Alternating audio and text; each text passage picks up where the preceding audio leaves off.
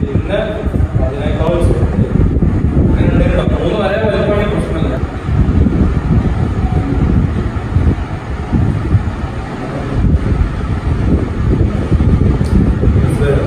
ഇതൊരു കയറുപോലെയായി. ഇത്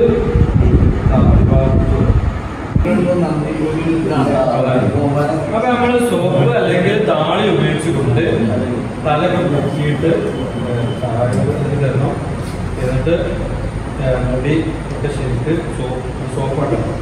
സോപ്പിട്ട് നല്ലോണം ഉപയോഗിച്ച് കഴുത്തിലും വിരടിയിലും ഒക്കെ സോപ്പ് തേച്ച് പിന്നെ ശുദ്ധമായ വെള്ളം കൊണ്ട് ഒഴിച്ച് അങ്ങനെ തല എത്ര പ്രാവശ്യം കഴുകുക? 3 പ്രാവശ്യം. 3 പ്രാവശ്യം. ഓരോന്നിനും സോപ്പ് തേക്കുകയും ശുദ്ധമായ വെള്ളം ഒഴിക്കുകയും ചെയ്യും. അപ്പോൾ ഒരു പ്രാവശ്യം സോപ്പിട്ടു, പിന്നെ ശുദ്ധമായ വെള്ളം കൊണ്ട് ഒഴുക്കി കളഞ്ഞു, വീണ്ടും സോപ്പിടുക, ശുദ്ധമായ വെള്ളം കൊണ്ട് ഒഴുക്കി കളഞ്ഞുക. ഓരോന്നിനും സോപ്പ് അല്ലെങ്കിൽ താളി ഉപയോഗിക്കും. കാരണം എന്താ? ചെവിയുടെ ചെവിക്കുഴി, ചെവിയുടെ ബാക്ക് ഭാഗം, നമ്മളെ തല ഉൾപ്പെടെ എന്തെല്ലാം സാധനങ്ങൾ ഉണ്ടാവും. തണ്ടിന്റെ പിളക്കുഴി, ഇങ്ങനെ എല്ലാ ഭാഗങ്ങളും, ഈ മൂക്കിന്റെ ഭാഗങ്ങളോ ഇതൊക്കെ എല്ലാം ശ്രദ്ധിച്ചിരിക്കും. അതുപോലെ കഴുത്ത്, ഇരടി എല്ലാം ശ്രദ്ധിച്ചിരിക്കും.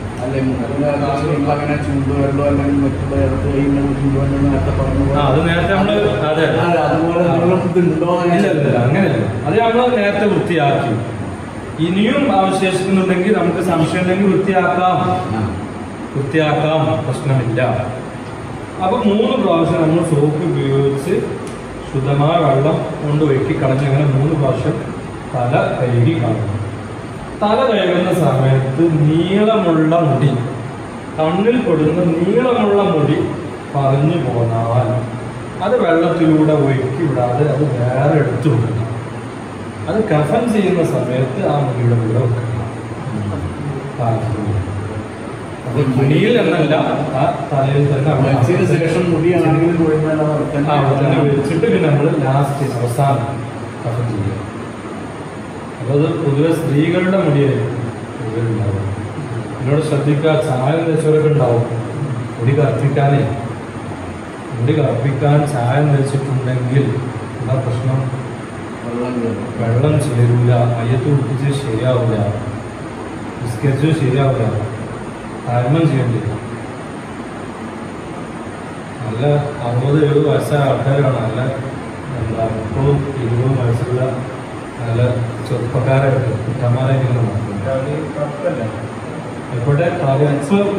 മൈലാഞ്ചി പോലെ ഉള്ള ഒരു കളറാണെങ്കിൽ പ്രശ്നമില്ല, ഹറാമേ ആവുന്നുള്ളൂ. കറുപ്പിക്കൽ ഹറാമാണ്. നേരെ മറിച്ച് പെയിന്റ് പോലെ വെള്ളം ചേരുന്നതിനെ തടയുന്ന സാധനം അല്ലേ? മൈലാഞ്ചി തേച്ചാല് ചുവന്ന കളറാണ് വരുന്നത്, വെള്ളം ചേരുന്നതിനെ തടയോ? ഇല്ല. അതുപോലെയുള്ള ഒരു കറുപ്പ് കളറാണ് വരുന്നതെങ്കിൽ പ്രശ്നമില്ല, ഹറാമേ ഉള്ളൂ. കറുപ്പിക്കൽ ഹറാമാണ്. ആ ഹറാമേ ഉള്ളൂ.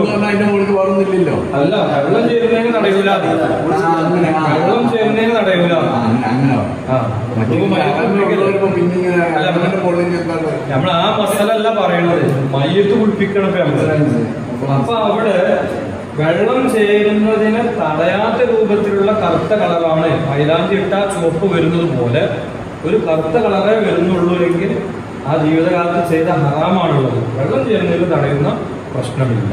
നേരെ മറിച്ച് പെയിന്റ് പോലെ വെള്ളം ചേരുന്നതിന് തടയുന്ന രൂപത്തിലുള്ള കറുപ്പിക്കലാണെങ്കിലോ ഹറാമുണ്ട്.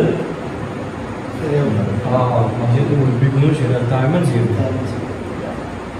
വളരെ ഗൗരവം. ആധാരം ചെയ്യുന്നു. ജീവിച്ചിരിക്കുമ്പോഴും ബാധകമാണ്. അത് ഓനം പഠിച്ചോണ്ട് നോക്കിക്കോളൂ. ഇത് മയ്യത്ത് കുളിപ്പിക്കൽ ശരിയാണെങ്കിൽ നമുക്കത് ബാധ്യതല്ല. അപ്പൊ നമ്മൾ എന്ത് ചെയ്യേണ്ടി വരും? താമം ചെയ്ത് കൊടുക്കേണ്ടി വരും. നല്ല നിസ്കരിക്കാൻ പറ്റുള്ളൂ, അല്ലെങ്കിൽ അനുഭവിച്ചതാണ്.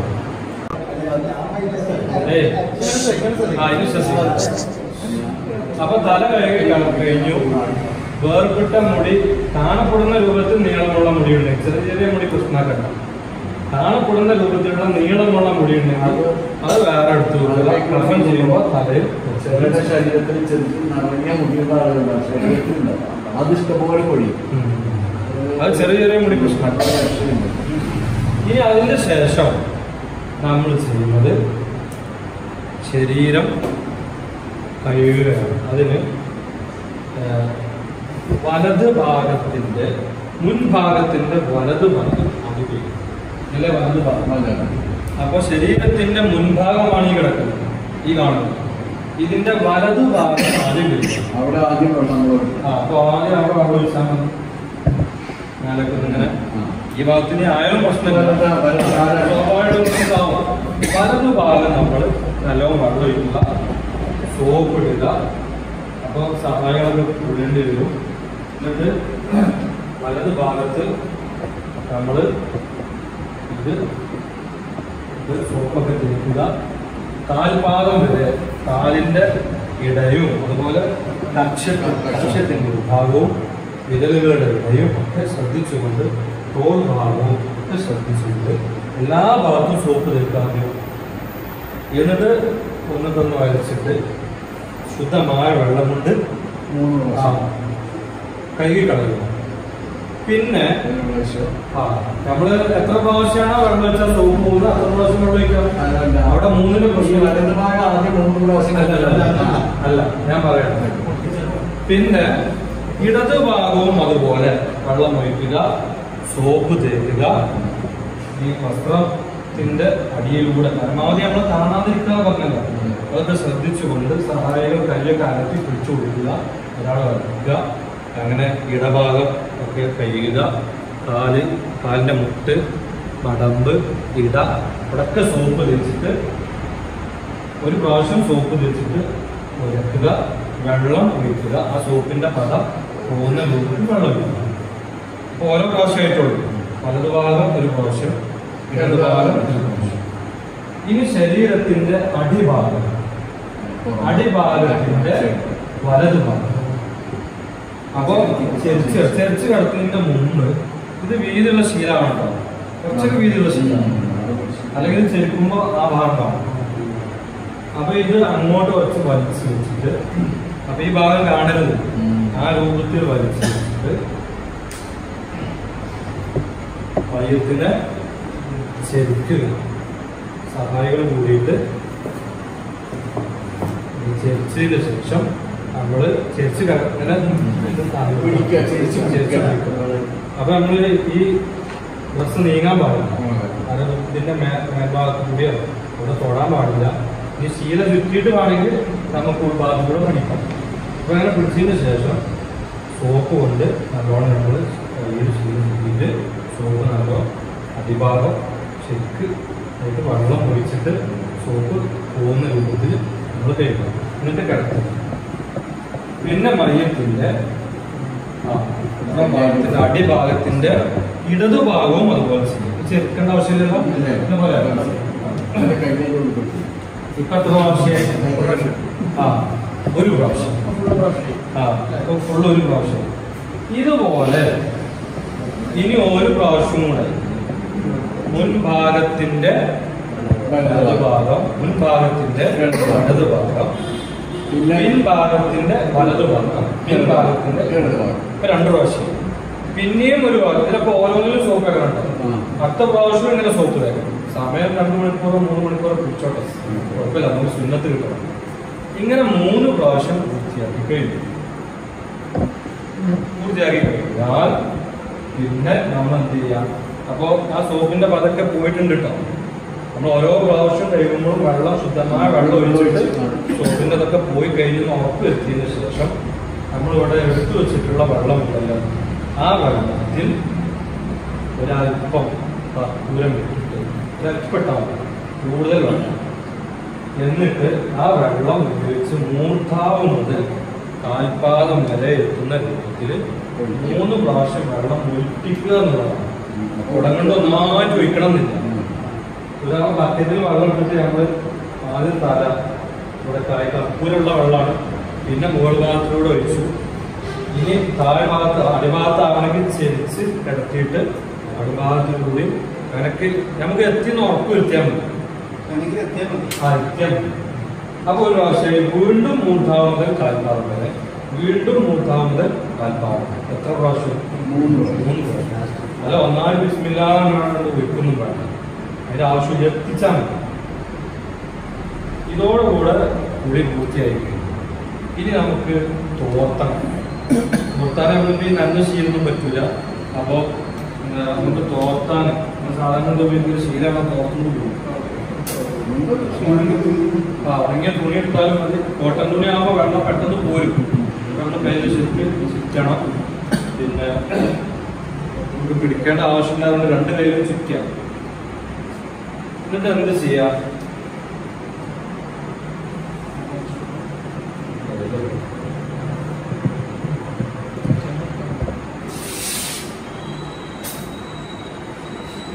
വലിയൊരു തുണി എടുത്തിട്ട് പിടിച്ചു കൊടുക്കും.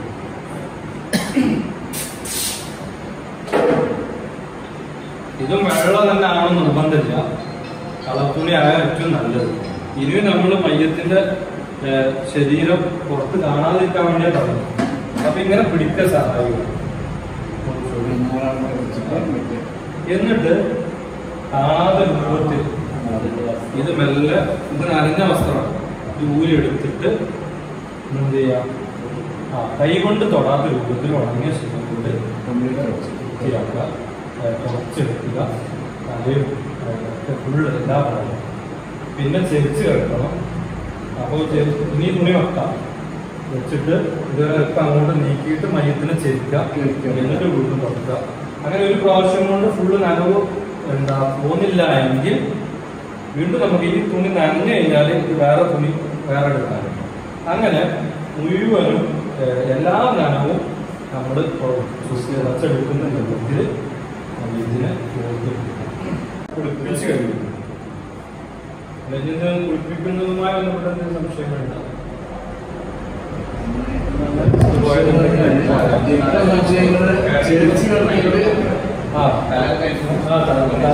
തലക്ക് തോർക്കുമ്പോ തല കുളിക്കിട്ട് എല്ലാ ഭാഗത്തുള്ള നനവും കുളിപ്പിച്ചോ. ഈ ഇരുത്താൻ പാടില്ല. പിന്നെ ഇത്രയില്ല. വയറ് ശുദ്ധിയാക്കാൻ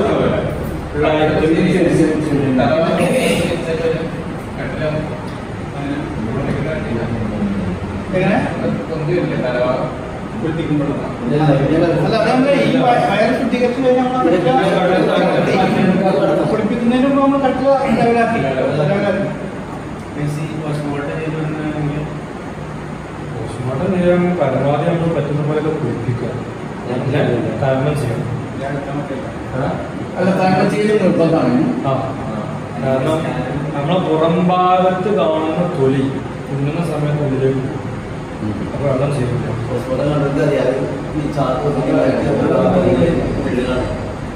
അങ്ങനെ ഒരു പരുക്കം തുണിയ ഉള്ളിൽ തുണിയൊക്കെ ആക്കിയിട്ട് തുന്നാറുണ്ട്. അപ്പൊ പുറം ഭാഗത്ത് നമ്മൾ കഴുകേണ്ട കുളിപ്പിക്കേണ്ട തൊലിയുടെ ഭാഗം ഉള്ളിൽ പോയിട്ടുണ്ടാവും. അങ്ങോട്ട് വെള്ളത്തില്ല. നമുക്ക് ആദ്യം താമം ചെയ്യാം. കുളിപ്പിക്കുന്നതിന്റെ ഭാഗമായിട്ട് ആദ്യം നനന്നൊക്കെ ആയതിന്റെ ശേഷം താമം ചെയ്യുമ്പോൾ അപ്പുറത്ത് മണ്ണൊക്കെ തടയണം. അപ്പൊ നമുക്ക് ആദ്യം തന്നെ വെള്ളം ഉപയോഗിക്കുന്നതിന് മുമ്പ് തന്നെ ആദ്യം അതിന് വേണ്ടിയുള്ള താമം ചെയ്യും. കുളിപ്പിക്കാൻ എടുത്ത് നമുക്ക് വെക്കുന്ന ആ സമയത്ത് തന്നെ താമം ചെയ്യും. ശേഷം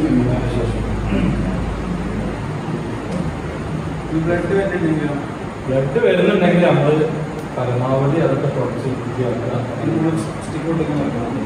അത് ചെയ്യാം. കുളിപ്പിച്ച് കഴിഞ്ഞ ശേഷം പഞ്ഞി വെച്ച് കൊടുക്കുക. പിന്നെ സ്റ്റിക്കർ ഒട്ടിക്കൊക്കെ ലാസ്റ്റ് കുളിപ്പിച്ചത് കുട്ടിച്ചിട്ട് നിന്നില്ല. ലാസ്റ്റ് ടെസ്റ്റിലാണ്. അപ്പോൾ അങ്ങനെ കഴിഞ്ഞു. അതായത് നമ്മൾ മയ്യത്ത് പള്ളിയിൽ കൊണ്ട് മറവ് ചെയ്യാൻ വേണ്ടി കട്ടിൽ ആ സ്ട്രക്ചർ വെക്കുന്നുണ്ടായിരുന്നു. അത് കുളിപ്പിക്കുന്ന കുഴപ്പമില്ല. കൂടുതൽ അലസയുടെ രൂപത്തിൽ നിസ്കരിക്കാൻ പറ്റില്ല. കൂടുതൽ രക്തമുള്ള രൂപത്തിൽ നിസ്കരിക്കാൻ പറ്റില്ല. അപ്പൊ നമ്മൾ പെട്ടെന്ന് നിസ്കാരം കഴിക്കുന്നത്. നമ്മളിപ്പോ അവിടെ ഞാൻ ജോലി ചെയ്യുന്ന നാട്ടിൽ അവിടെ ഒരു വീട്ടിലേക്ക് രക്തം വന്നുകൊണ്ടേ നിർത്തുന്നില്ല. അതിൽ നിർബന്ധം വിടാൻ വേണ്ടി പെട്ടെന്ന് കുളിപ്പിച്ചതിന് ശേഷം കുറച്ച് ആളുകൾ അവിടെ വെച്ച് നിസ്കരിച്ചു. പിന്നെ നമ്മുടെ കഴിവിന്റെ പരമാവധി ചെയ്യാൻ പറ്റും. ഇതിനൊക്കെ അള്ളാഹു കൊടുക്കുന്ന വിശ്വാസത്തിൽ നമ്മൾ ചെയ്യേണ്ടത്. പിന്നെ കഫൻ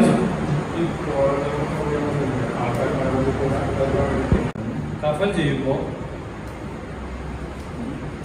കഫൻ ചെയ്യാൻ നമുക്ക് എന്തൊക്കെയാണ് ആവശ്യം? പുരുഷനാണെങ്കിൽ ആകെ മൂടുന്ന മൂന്ന്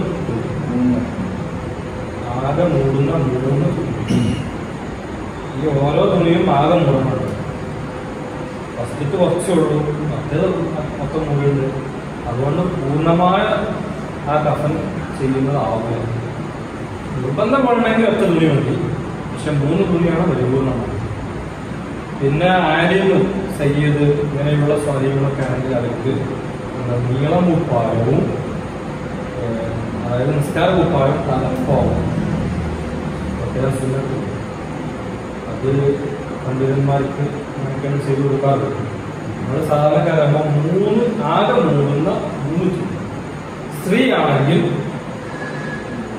5 വസ്ത്രം വേണം. ശ്രദ്ധിക്കുക, സ്ത്രീ ആണെങ്കിൽ 5 വസ്ത്രം വേണം. 1 അര ഉടുപ്പ്, 2 നീളം കുപ്പായം അതായത് നിസ്കാര കുപ്പായം, 3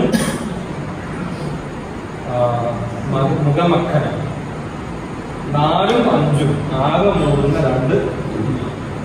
അങ്ങനെ അപ്പൊ പെണ്ണാവുമ്പോ ആകെ മൂടുന്ന 2 വേറെ സ്ഥലത്ത് കണ്ടത് നിസ്കാരക്കുപ്പായത്തോട് കൂടിയിട്ട് മുഖമൊക്കെ ഉണ്ടായി. അപ്പൊ അത് ഒന്നായിട്ട് കൊടുക്കുന്നതാണ്. എന്നിട്ട് 3 വർഷം ഒരുപാട്. അല്ല, ഇത് നമ്മളെ അനുഭവം ചോദിച്ച് മനസ്സിലാക്കി നിങ്ങൾ പറഞ്ഞപ്പോൾ പറഞ്ഞു. ഇനിയിപ്പോ നിസ്കാര കുപ്പായത്തിന്റെ കൂടെ തുന്നിയ മുഖമക്കനാണെങ്കിലും കുഴപ്പമില്ല. അത് മുഖമക്കന നിസ്കാര കുപ്പായം തന്നെ ഉണ്ടാവും. അങ്ങനെ പോയി പറഞ്ഞു. പിന്നെ 2 ആകെ മൂടുന്ന 3 അറിവില്ലാതെ പലതും ചെയ്യുന്നു. അല്ല, അതേ ചോദിച്ചു. 5 എന്ന് പറഞ്ഞ ശരിയാണ്, പക്ഷെ ഓരോ 5 ഇങ്ങനെയാണ്. അവന് പുരുഷനാണെങ്കിൽ ആകെ മൂടുന്ന 3 തുണിയും, സ്ത്രീ ആണെങ്കിൽ അര ഉടുപ്പ്, നിസ്കാര കുപ്പായം, മുഖമക്കന, ആകെ മൂടുന്ന 2.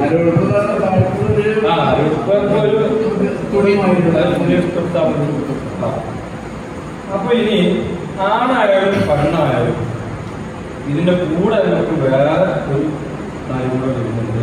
അത് ആണിനും പെണ്ണിനും നോക്കലായ സുന്നത്താണ്. അഥവാ പുണ്യസ്ഥാനം കൂടുന്ന രൂപത്തിൽ പഞ്ഞു വെച്ച് കൊടുക്കുന്ന ഒരു വസ്ത്രത്തിൽ നമ്മൾ കെട്ടിക്കൊടുക്കും. അത് ലങ്കോട്ടി എന്നാണ് പറയുന്നത്. പഴയ കാലത്തൊക്കെ ചെയ്തുകൂടെ ചെയ്യലുണ്ടോ? നാളെ കഴിഞ്ഞ പ്രാവശ്യം വന്നപ്പോൾ ശരിക്കും പറഞ്ഞു തരും. പിന്നെ ഏകദേശം തുടങ്ങിയിട്ടില്ലേ, ചെയ്തില്ലേ? ബുദ്ധിമുട്ടുണ്ടോ ചെയ്യാൻ?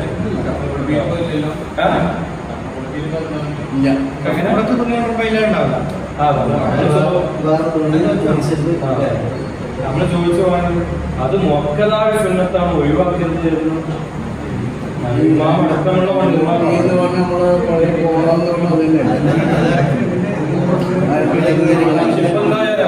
ഇപ്പൊ പുരുഷന്മാർക്ക് ലങ്കോട്ടിക്ക് വേറെ ഒരു എന്താണ് അരവുടുപ്പണം കെട്ടിക്കൊടുക്കും.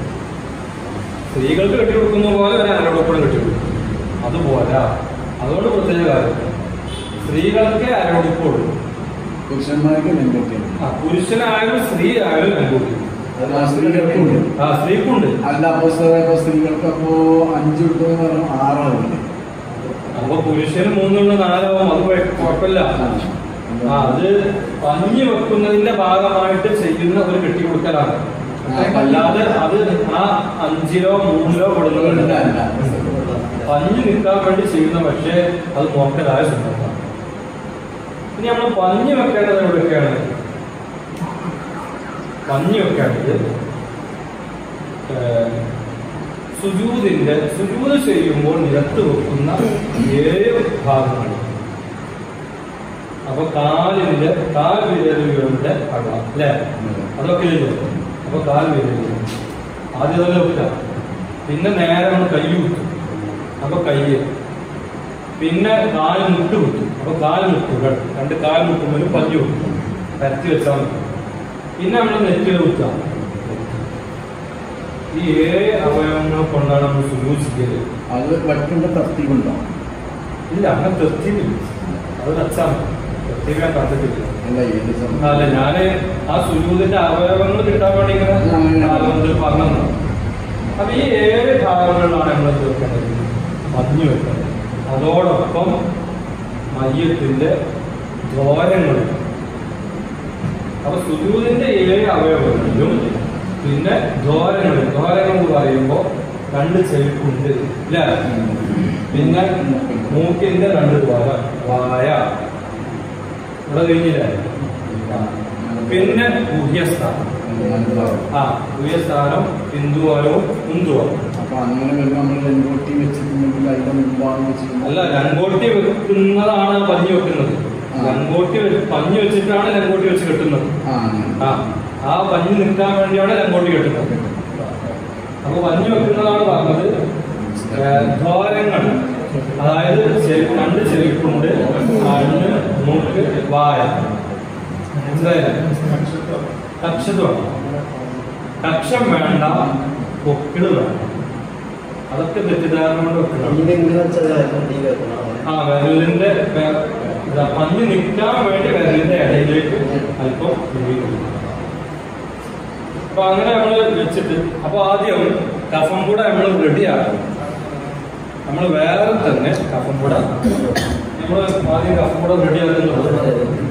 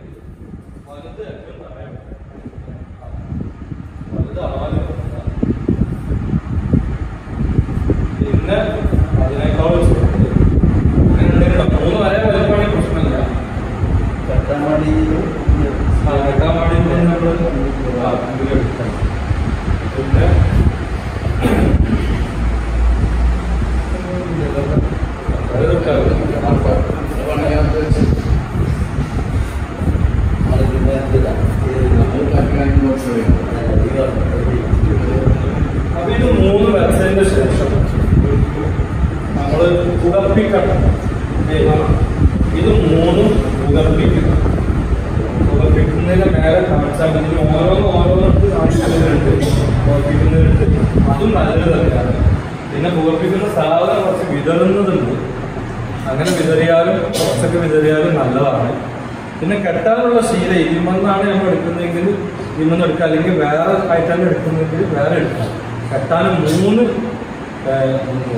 3 കയറുകളാണ് നമ്മൾ എടുക്കുന്നത്. അത് അടിയിൽ വെച്ചതിന്റെ ശേഷം നടുക്കുള്ളത്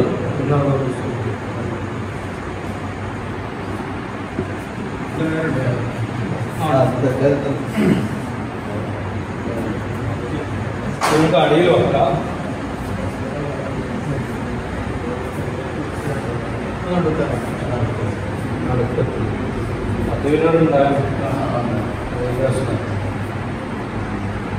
നമ്മൾ ഓർപ്പിച്ചതിന് ശേഷം ഇതൊക്കെ റെഡിയാക്കിയതിന് ശേഷം നമുക്ക് എന്ത് ചെയ്യാം?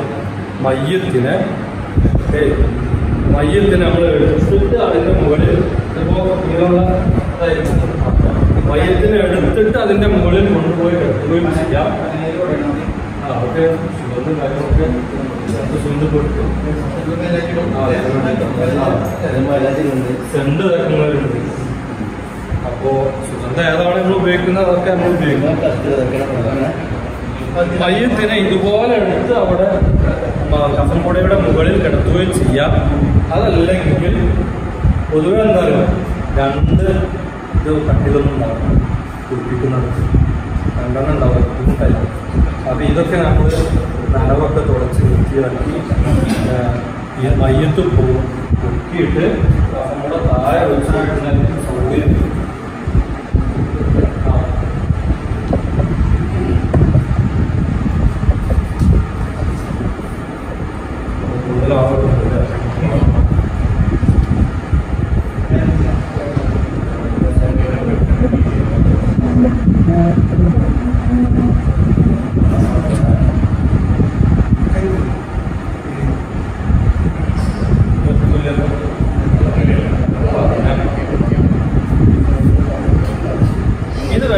വരച്ചതിന് ശേഷം നമ്മൾ രംഗോട്ടി കെട്ടും.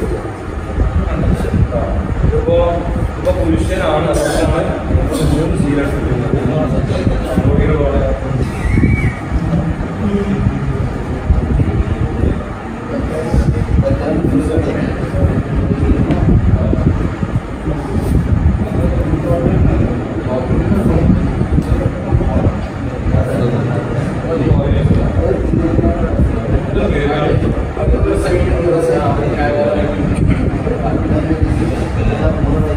ശ്രദ്ധിക്കുക. ലങ്കോട്ടിക്ക് വേണ്ടി നമ്മൾ ഏകദേശം ഒരു തോർക്കുണ്ടിന്റെ വലിപ്പമുള്ള ശീലം, എന്നിട്ട് ഇവിടെ മുതൽ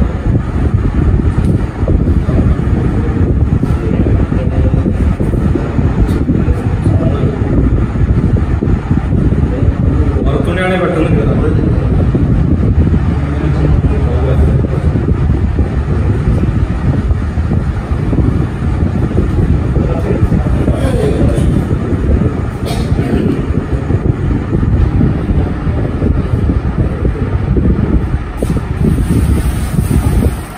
ഏകദേശം ഒരു പകുതി വില എന്നിട്ട് ഭാഗം പിടിച്ച്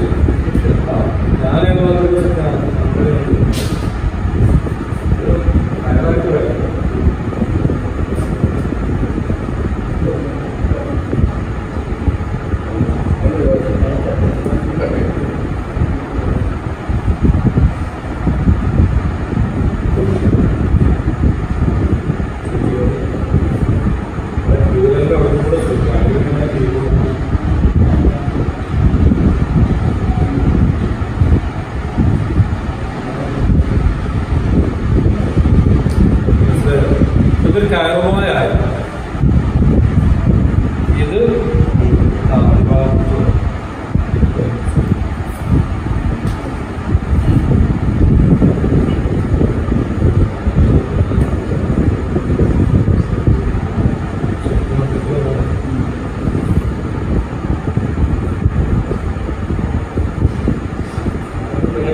ഇങ്ങനെ വെച്ചതിന് ശേഷം നമ്മൾ പഞ്ഞി എടുക്കുക. പഞ്ഞി 2 പുതിയ സ്ഥാനങ്ങൾ മുൻകാലത്തിൽ വെച്ചിട്ട് നമ്മളെന്ത് ചെയ്യാം, ഈ 2 കലകൾ കൂട്ടി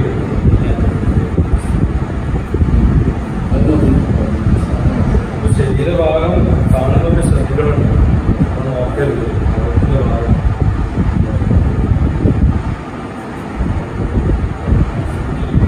നമ്മൾ ടൈറ്റായിട്ട് കെട്ടുക. പിന്നെ ഇതിങ്ങനെ എടുത്തിട്ട് ഇതിനോട് അല്ല ഒന്നേ ഉള്ളൂ ഇത് ഇതിനോട് ചേർത്ത് കെട്ടും. ഇതിൽ അങ്ങോട്ട് കുറച്ചും കൂടെ വലിപ്പം വേണം, എന്നാലും നമുക്ക് ഇതിവിടെ കെട്ടാനുള്ള സൗകര്യം കിട്ടുള്ളൂ. അപ്പോൾ ഇതുമായി ചേർത്തി നമ്മൾ കെട്ടുക. ഇതാണ് നമ്മൾ സ്ഥിരമായിട്ട് കാണാത്തത്. പിന്നെ നമ്മൾ ഫസ്റ്റ് അറിവുണ്ടെങ്കിൽ ഫസ്റ്റ് ക്ലാസ് എടുത്തപ്പോഴാണ് ഇങ്ങനെ സംഭവം ഉണ്ടെന്ന് അറിയണത്.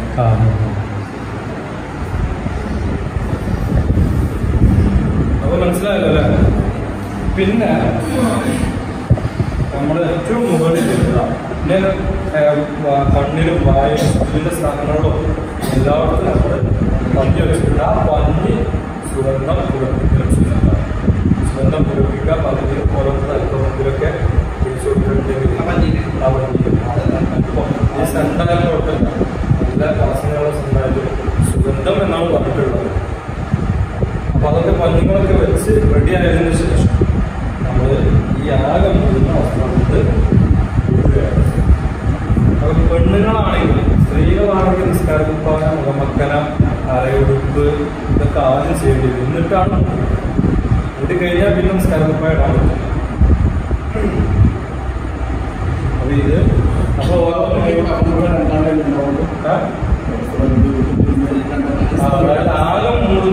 വരും. നമ്മൾ ഇത് ആദ്യത്തത് മൂടുന്ന സമയത്ത് ഈ വസ്ത്രം നമുക്ക് ഒഴിവാക്കും. അപ്പോൾ നമ്മൾ ആരെങ്ങനെ വെക്കുക, ഇടത്ത് നിന്ന് വലത്തോട്ടാണ്. മനസ്സിലായോ? പിന്നെ ഇത് നല്ലോണം വലിച്ച് തലഭാഗത്തും കാൽഭാഗത്തും വലിച്ച് വെക്കാം. നീളം അധികം ഉണ്ടെങ്കിൽ അധികമുള്ള ഭാഗം തലഭാഗത്താണ് വരുന്നത്. അവിടെയാണ് ഇവിടെ ഭാഗത്തിനും പിന്നെ അധികം ഉണ്ടെങ്കിൽ തലഭാഗം. പിന്നെ രണ്ടാമത്തെ ശീലെടുത്ത് ഇടത്ത് നിന്ന് വലത്തോട്ട്. രണ്ടാമത്തെ തന്നെ എല്ലാം എടുത്തുനിന്ന് വന്നു. പിന്നെ അടുത്തതും ഇടത്ത് നിന്ന് വലത്തോട്ട്. പിന്നെ തലഭാഗത്ത് കെട്ടുക, കാൽഭാഗത്തും കെട്ടുക, നടുഭാഗത്ത് സെൻട്രലും ഇങ്ങനെ ചേർത്തുകൊണ്ടാണ്. മനസ്സിലായിട്ടാവും അല്ലേ? നമ്മൾ തുണിയിട്ടു.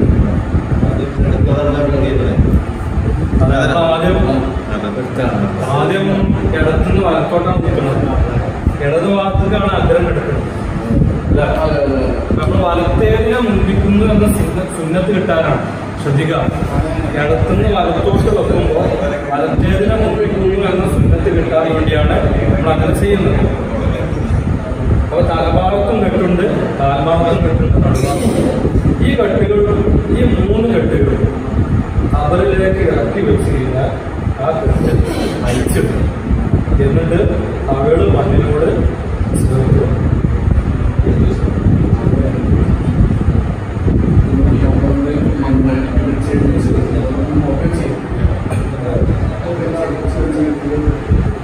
നമ്മള് മയത്തിന്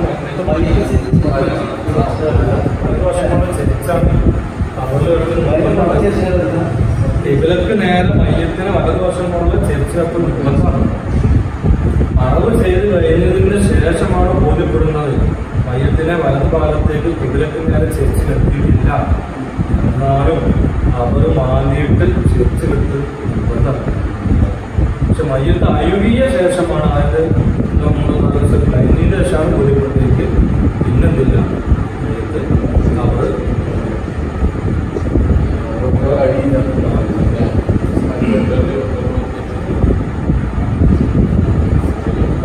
അത് കഫൻ ചെയ്യുന്നത് നമ്മൾ പറഞ്ഞു കഴിഞ്ഞു.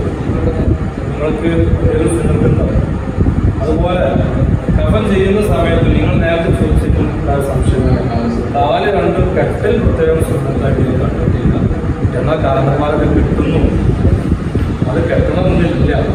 എത്തിച്ചിട്ട് തെറ്റുണ്ടായിട്ട് പറയില്ല. ഇത് നമ്മൾ കെട്ടുന്നുണ്ട് ഇവിടെ. അതുകൊണ്ട് കാല് വിടരുന്ന പ്രശ്നം വരുന്നില്ല.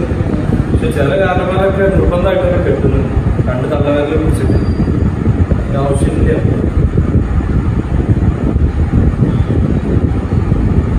അതൊക്കെ പറഞ്ഞു വേറെ കഫൻ ചെയ്യുന്നത് വരെ പറഞ്ഞില്ലാക്കി സംശയിച്ചു.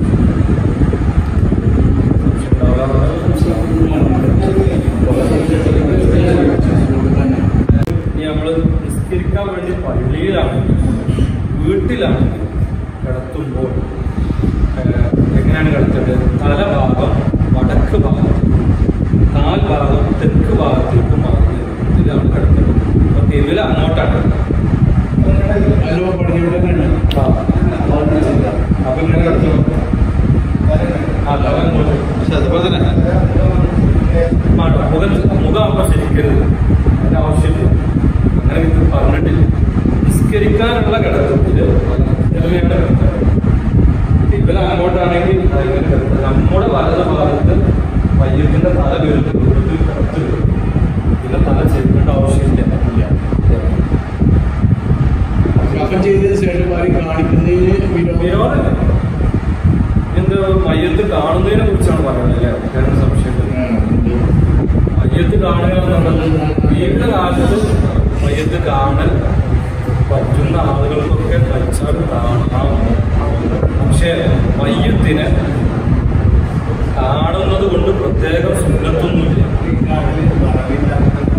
കാണണം മയ്യത്തിനെ വെറുതെ അങ്ങനെ കാണുന്നത് കൊണ്ട് പ്രത്യേക കാര്യമൊന്നുമില്ല.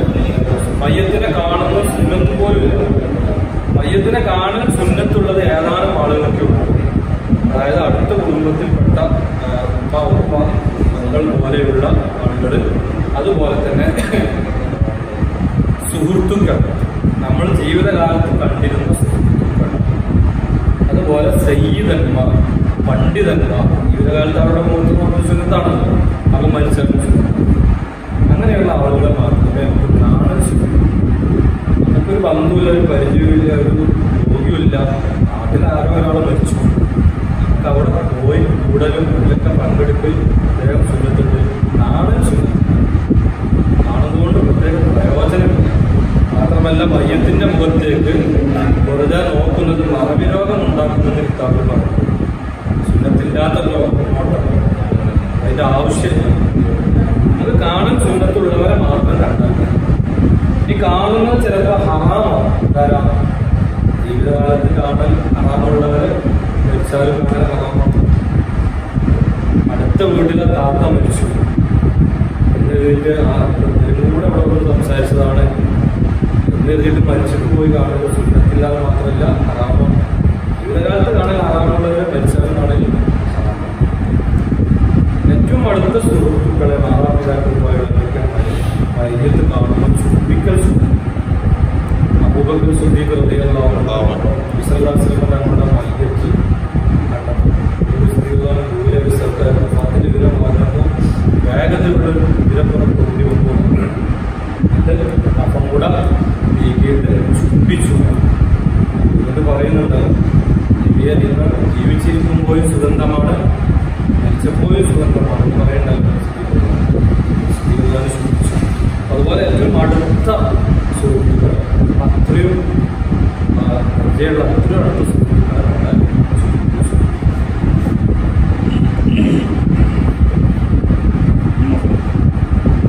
എല്ലാ കാര്യങ്ങളും ചെയ്യും.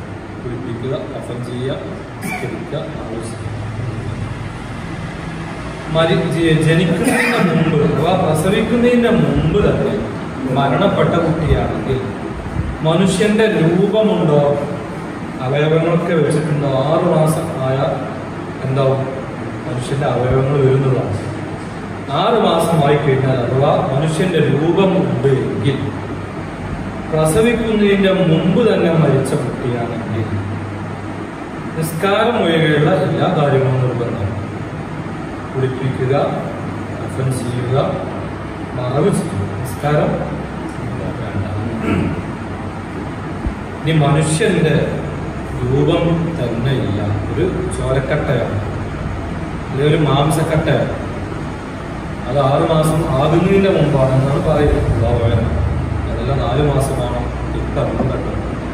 ഏതായാലും അങ്ങനെയാണെങ്കിൽ അതിനെ മറവ് ചെയ്യുക മാത്രമേ സുന്നത്ത്. കുളിപ്പിക്കുക, കഫൻ ചെയ്യുക, നിസ്കരിക്കുക.